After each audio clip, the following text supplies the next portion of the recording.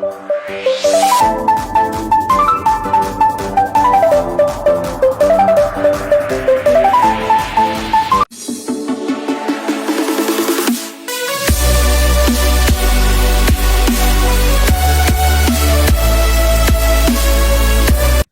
দর্শক বৃন্দ, আমি জ্যোতিষ শেখর সিওবি। আজকের আলোচনার বিষয় শনির ছায়াসাথী। শনির ছায়াসাথী মূলত শনির অশুভ গোচর সঞ্চার, অর্থাৎ অশুভ গোচর ফল। দর্শক বৃন্দ, শনির ছায়াসাথী কি শুধুই অশুভ গ্রহ সঞ্চার, শুধুই কি শনির অশুভ গ্রহর প্রভাব আমাদের দিয়ে থাকে, না ভালো কিছু দিয়ে থাকে? এই নিয়েই মূলত আলোচনার বিষয়। দর্শক বিন্দু, শনি মূলত আমাদের ন্যায়ের কারক গ্রহ।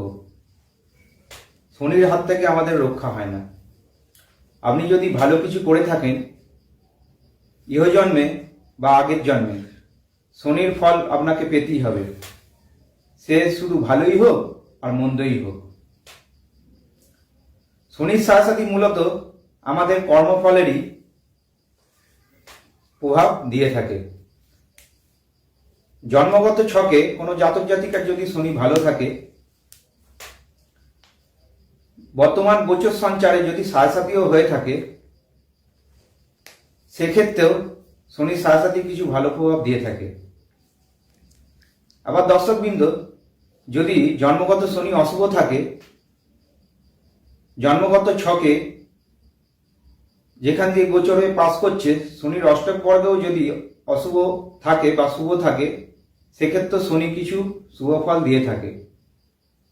যদি জন্মগত শুভ হয়ে থাকে আর আমাদের কিছু আচরণ যদি শুভ হয়ে থাকে, তাহলে দর্শকবৃন্দ শনির ছায়াসাথীও শুভ ফল দিয়ে থাকে। আজকে মূলত আলোচনা করব শনির ছায়াসাথী কাদের অশুভ হয় বা কাদেরই বা ভালো হয়। প্রথম আলোচনা করব শনির ছায়াসাথী কাদের অশুভ ফল দিয়ে থাকে। দর্শকবৃন্দ, আমাদের জানা দরকার শনি সাধারণত অশুভ গ্রহ, নৈসর্গিক অশুভ গ্রহ। শনির হাত থেকে আমাদের কারোরই রক্ষা নেই। রাজা মহারাজা থেকে সাধু সন্ন্যাসী সাধারণ ব্যক্তি কাউকেই শনি ছাড়ে না। এক কথায় শনির দৃষ্টি আমাদের ওপর ক্রিয়া করবে, সে শুভ হোক আর অশুভ হোক। দর্শক বন্ধু, আমাদের জানা দরকার শনির ছায়াসাথী মূলত কাদের অশুভ ফল দিয়ে থাকে। জন্মচক্রে শনি যদি অশুভ অবস্থান হয়ে থাকে, অর্থাৎ শনি মেষ রাশিতে নিচস্থ অবস্থায়, বা শনি রবির সঙ্গে বিষযোগ করে, বা শনি মঙ্গলের সঙ্গে বিষযোগ করে, বা শনি চন্দ্রের সঙ্গে বিষযোগ করে।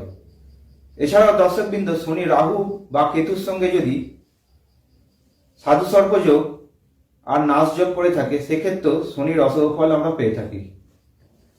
এছাড়াও দর্শকবৃন্দ, আমাদের জানা দরকার শনি সব জায়গায় শুভ রেজাল্ট দিতে পারে না।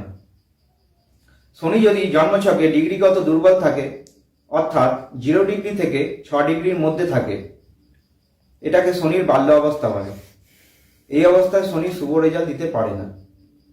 আবার জন্মছকে শনি যদি 24 ডিগ্রি থেকে 30 ডিগ্রির মধ্যে অবস্থান করে, সেক্ষেত্রে শনি মৃত অবস্থা অবস্থান করে, সেক্ষেত্রেও শনি গ্রহ ভালো রেজাল্ট দিতে পারে না। দর্শক বন্ধু, এইসব গ্রহ অবস্থান, অর্থাৎ শনি যদি মঙ্গলের সঙ্গে যুক্ত বা রাহুর সঙ্গে কেতুর সঙ্গে বা রবি বা চন্দ্রের সঙ্গে যুক্ত অবস্থায় থাকে, বা ডিগ্রিগত এই বললাম 6 ডিগ্রি থেকে 0 ডিগ্রি থেকে 6 ডিগ্রি, আর ওইদিকে 24 ডিগ্রি থেকে 30 ডিগ্রির মধ্যে থাকে, সেক্ষেত্রেও শনির নেগেটিভ প্রভাব আমরা পেয়ে থাকি। ছায়াসাথী মূলত শনির নেগেটিভ গোচর ফল। শনির নেগেটিভ গোচর ফলই আমাদের উপর প্রভাব বিস্তার করে। দর্শক বন্ধু, শনি 2.5 বছর ধরে একটা রাশিতে গমন করে। ছায়াসাথী বলতে আমরা রাশি কেন্দ্রিক শনির গোচর ফলকেই বুঝিয়ে থাকি। অর্থাৎ শনি ধরুন কারোর মেষ রাশি হলো, সেক্ষেত্রে যদি মিনে শনি থাকে 2.5 বছর ধরে, তখন সেই জাতক জাতিকার ছায়াসাথী চলছে আমরা বলে থাকি। অর্থাৎ মিনে যখন শনি 2.5 বছর ধরে থাকবে, সেক্ষেত্রে ওই মেষ রাশি জাতক জাতিকাদের শনির ছায়াসাথী শুরু হবে। তাহলে মীন রাশিতে 2.5 বছর, তারপরে গ্রহ সঞ্চার মেষ রাশিতে 2.5 বছর, তারপরে গ্রহ সঞ্চার বৃষ রাশিতে 2.5 বছর। এইভাবে আড়াই আড়াই আড়াই টোটাল 7.5 বছর শনির নেগেটিভ গোচর ফল আমাদের প্রভাব বিস্তার করে। প্রথমে সাড়ে কাদের নেগেটিভ হয়, জন্মগত শনি যাদের, ওই আগের অবস্থানগুলো বললাম, শনি নিচস্থ বা শনি ডিগ্রিগত দুর্বল, বা শনি মঙ্গলের সঙ্গে যুক্ত, রবির সঙ্গে বীজযোগ, বা শনি চন্দ্রের সঙ্গে বীজযোগ,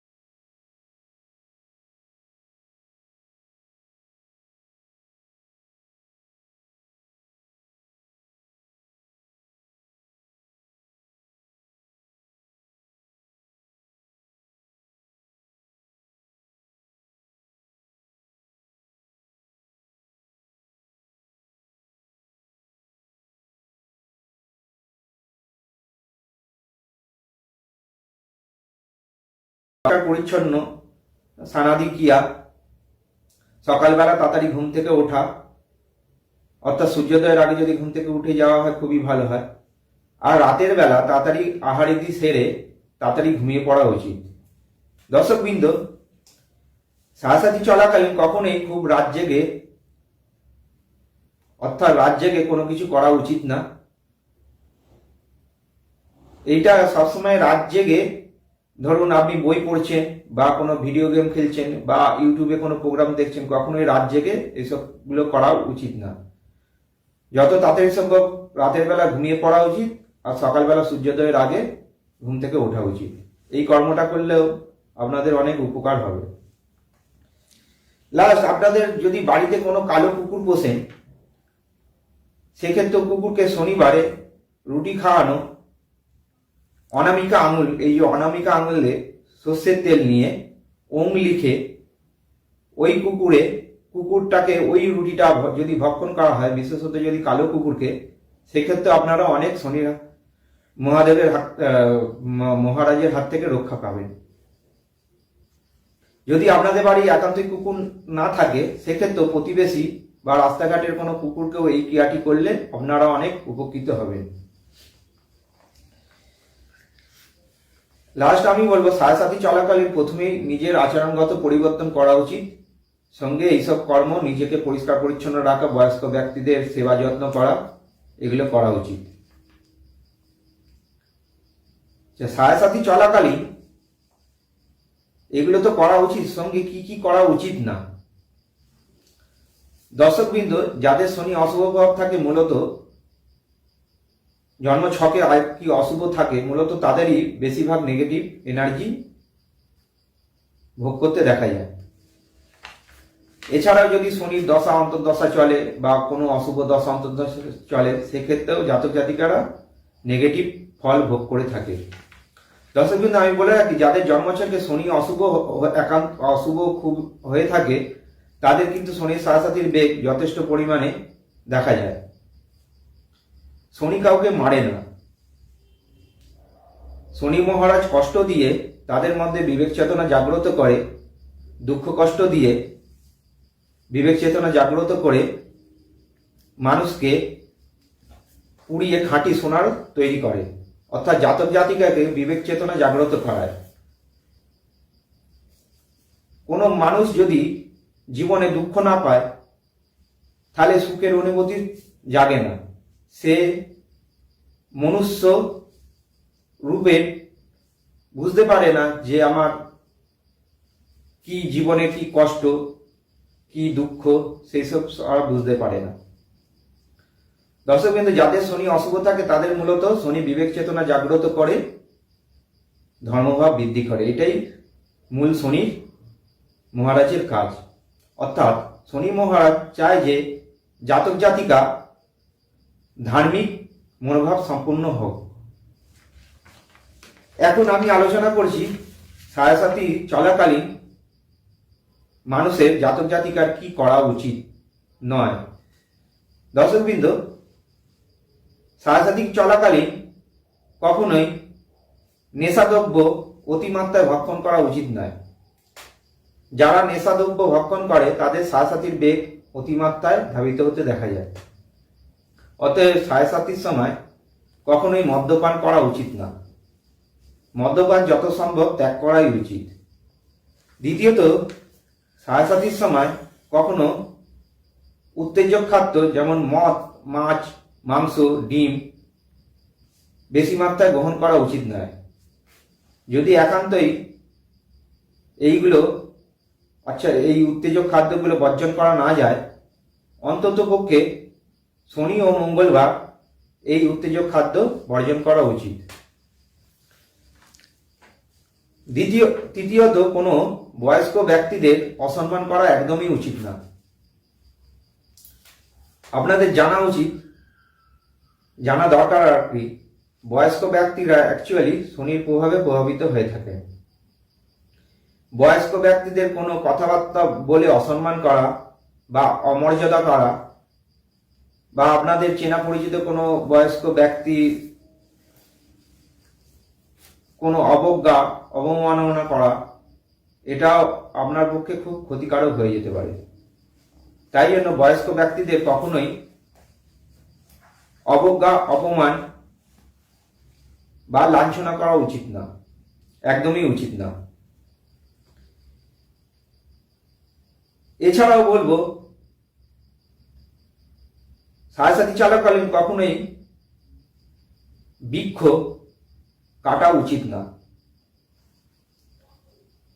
বৃক্ষ আপনি যদি কাটেন, একান্তই যদি প্রয়োজন না হয়, যদি বৃক্ষ কাটেন, সেক্ষেত্রে সাথী প্রভাব অনেক বেড়ে যাবে। সেক্ষেত্রে শনি রুষ্ট হয়ে যাবে, আপনাকে সরাসরি ফল দিয়ে দেবে, নেগেটিভ ফল। সেক্ষেত্রে আমি বলবো, যদি একান্তই প্রয়োজন না হয়, কখনোই বৃক্ষ কাটা উচিত না। যদি সম্ভব হয়, ওই সাথী চলাকালীনই আপনি কোনো বৃক্ষ রোপণ করতে পারেন। ফলের বৃক্ষ বা অশ্বত্থ বৃক্ষ হলে ভালো হয়। যে কোনো ফলের বৃক্ষ হতে পারে, আম, জাম, কাঁঠাল, লিচু ইত্যাদি বৃক্ষ হতে পারে। এই বৃক্ষটা যদি সাথী চলাকালীন আপনি লাগান আর তার যথাসম্ভব প্রতিপালন করেন, সেক্ষেত্রে সাথীর প্রভাব অনেক মাত্রায় কমে যায়। আর সাথী চলাকালীন আপনাদের একটু টোটকা বলি, এই টোটকাটা আপনারা করতে পারেন, ঠিক আছে? যাদেরই সাথী চলছে, সে শুভ হোক আর অশুভ হোক, বা শনির দশাতেও আপনারা করতে পারেন। সাথী চলাকালীন সকালবেলায় ঘুম থেকে উঠে স্নানাদি ক্রিয়া সেরে আপনি কোনো অশ্বত্থ বৃক্ষের কাছে এক ঘটি গঙ্গা জল নিয়ে তার মধ্যে 1 চামচ কালো তিল নিয়ে অশ্বত্থ বৃক্ষের গোড়াতে ওই জলটা অর্পণ করতে পারেন। অর্পণ করার সাথে সাথে আপনি শনি মন্ত্র জপ, বীজ মন্ত্র, অর্থাৎ ওম সাং শনিশ্চয় নমঃ, আপনি ওই অর্পণ করার সাথে সাথে ওম সাং শনিশ্চয় নমঃ ওই মন্ত্রটা জপ করতে করতে অর্পণ করতে পারেন। ওই অশ্বত্থ বৃক্ষের গাছের মধ্যে সন্ধেবেলা গিয়ে একটা সর্ষের তেলের প্রদীপ আপনি জ্বালিয়ে মনস্কামনা জানাতে পারেন। আপনার যদি কোনো শারীরিক দুরারোগ্য ব্যাধি হয়ে থাকে, সেক্ষেত্রেও তার যাতে সেরে যায় তার মনস্কামনা জানাতে পারেন। আপনার আর্থিক যদি সমস্যা হয়ে থাকে, শনির সাথে আর্থিক সমস্যা হতেই পারে, ব্যবসা মন্দা যায়, কর্মের ক্ষেত্রে বেগ দেয়, সেক্ষেত্রেও আপনি ওই মনস্কামনা জানাতে পারেন। এই ক্রিয়াটা আপনাদের সাথীর বুকে যদি করেন, তাহলে অতি অবশ্যই সুফল লাভ করবে, একথা বলাই যায়।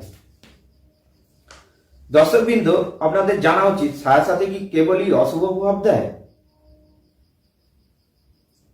কোনো ক্ষেত্রেই কি শুভ ফল দেয় না? দর্শকবৃন্দ, অবশ্যই আমি বলছি সাথীর ক্ষেত্রেও শুভ ফল দেয়, কিন্তু শুভ ফলের সেই মাত্রাটা পার্সেন্টেজ আর কি কম। 100 জনের মধ্যে 5 জন সেই শুভ ফল পেয়ে থাকে।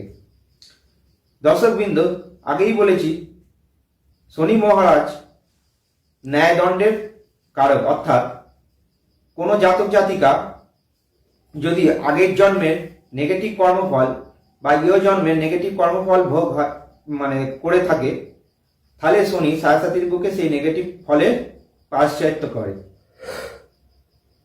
আর যদি আগের জন্মের কোনো জাতক জাতিকা খুব শুভ কর্ম করে থাকে, ইয় জন্ম আচরণগত বিধি শুভ হয়ে থাকে, তাহলে দর্শক বন্ধু, আপনাদের জানা দরকার, সেই সব জাতক জাতিকাদের শনির প্রভাব অশুভ হয় না, অর্থাৎ সাথী তাদের অশুভ হয় না। দেখা গেছে, শনি যদি তুঙ্গ হয়ে অবস্থান করে, বা শনি কন্যা রাশিতে, তুলা রাশিতে, মকর রাশিতে বা কুম্ভ রাশিতে অবস্থান করে, তাহলে শনি সাধারণত শুভ হয়ে থাকে। দর্শকবৃন্দ, রাশি কেন্দ্রিক শনির সাথী হয়ে থাকে। রাশি বাঁদিকে, রাশির উপর আর রাশির ডান দিকে, অর্থাৎ দ্বিতীয়, অর্থাৎ রাশির উপর, রাশির দ্বিতীয়, রাশির দ্বাদশে যখন শনি চলে, ওই শনির গোচর পাস করার সময় অষ্টক বর্গের একটা ব্যাপার থাকে। অষ্টক বর্গ যদি শনি ওই সময় ভালো থাকে, আর জন্মগত শনি তুঙ্গ বা সক্ষেত্র বা মিত্রক্ষেত্র হয়ে অষ্টক বর্গে ভালো থাকে, সেক্ষেত্রে জাতক জাতিকাদের শনির সাথী চলাকালীন শুভ ফল হতে দেখা গেছে। অতএব দর্শকবৃন্দ, শনির সাথী আপনারা ভয় পাবেন না। শনির সাথী হলে আপনারা কোনো ভালো জ্যোতিষবিদকে দিয়ে শনির প্রতিকার ও প্রতিবিধান আর জন্মছকে যেগুলো নেগেটিভ প্রভাব থাকে, অর্থাৎ নেগেটিভ কোনো যোগ থাকে, তাৎসর্বযোগ, শনির সাথে সাথে শনি যদি নেগেটিভ হয়ে থাকে বা কোনো বিষযোগ, ভৌমদোষ এগুলো হয়ে থাকে, আপনারা অবশ্যই সাথে পড়ার আগেই আপনারা এই অশুভ গ্রহ সন্নিবেশগুলো একবার ভালো জ্যোতিষবিদকে দেখিয়ে কাটিয়ে নেবেন। আর আমি যেই কথাগুলো বললাম এগুলো যদি ফলো করে চলেন তাহলে শনির সাথে নেগেটিভ প্রভাব থেকে অনেকটাই রক্ষা পাবেন। নমস্কার দর্শকবৃন্দ, আজকের মতো এই পর্যন্তই। আমি আগামী ভিডিও নিয়ে আপনাদের সামনে উপস্থিত হব। আর আপনাদের যদি এই চ্যানেলটি ভালো লাগে তাহলে অতি অবশ্যই আপনারা এই চ্যানেলটিকে সাবস্ক্রাইব করবেন, বেল আইকনটা প্রেস করবেন, পারলে লাইক করবেন। ধন্যবাদ।